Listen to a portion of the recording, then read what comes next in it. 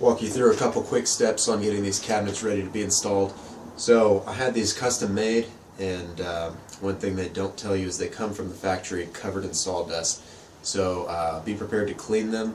Best way to do it is to get an air compressor and crank it up to a high power, and then you can just take it and give it a good blasting. Be pretty thorough. You want to get all the sawdust off. They have to be perfectly clean to receive stain. Otherwise you're going to have a real nasty textured surface. So once you finish doing that, which I've already done, you want to put the hardware on. So hardware is made up of two basic pieces. They snap together like this. This one's going to go on the cabinet, this one goes on the shelf. So we'll get that installed. The way you want to install it is get your builder's square and a screw gun. And you use the square to line this up and make sure that that is square. Otherwise you're going to install it at an angle and it's not going to clip onto the cabinet properly. So that's a pretty good trick. Just throw a square on there and you'll get a perfect fit every time.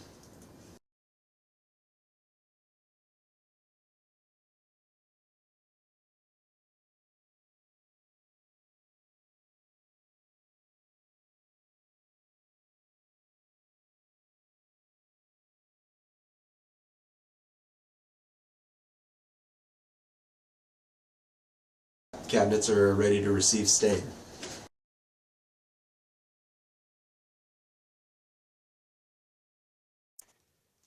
Alright, I'm getting ready to do my stain here. I wanted to show you kind of the setup I've got. These are the cabinets I'm going to be staining. I went ahead and attached the hardware. It's okay to get a little stain on them. It'll wipe off mostly.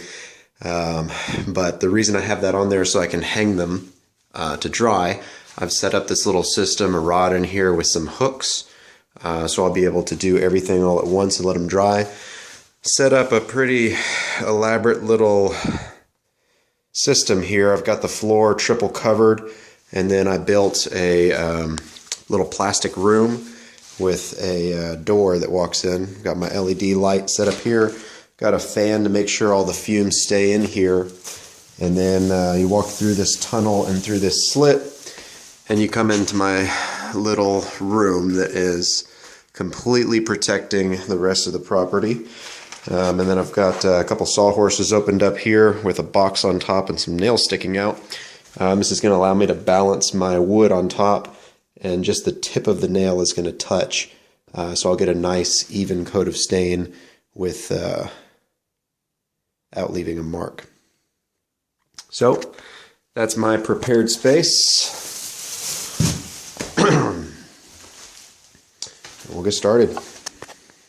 Alright, so I've got everything set up, ready to go here. I have my eye protection, my respirator. I've got my Wagner Flexio 590 stainer with the attachment for detailed work. I've got this set right between a 4 and a 5 on air power.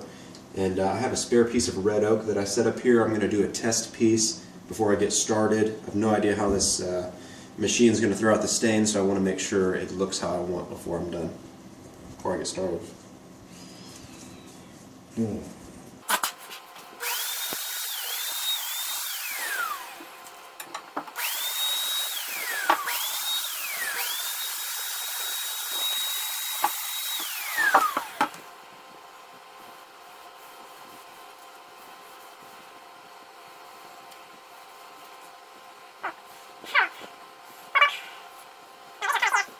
Definitely need to wipe it off. It throws it too thick.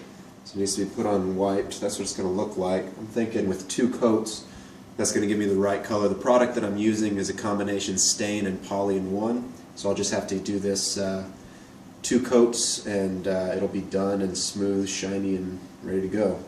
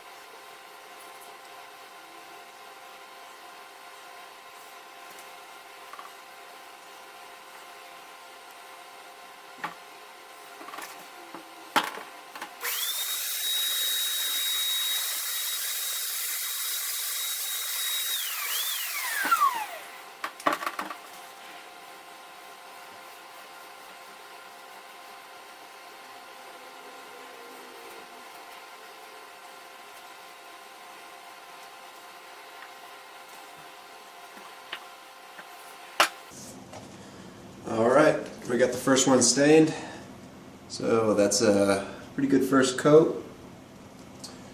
We'll let that dry and then we'll come hit it again and get it darker.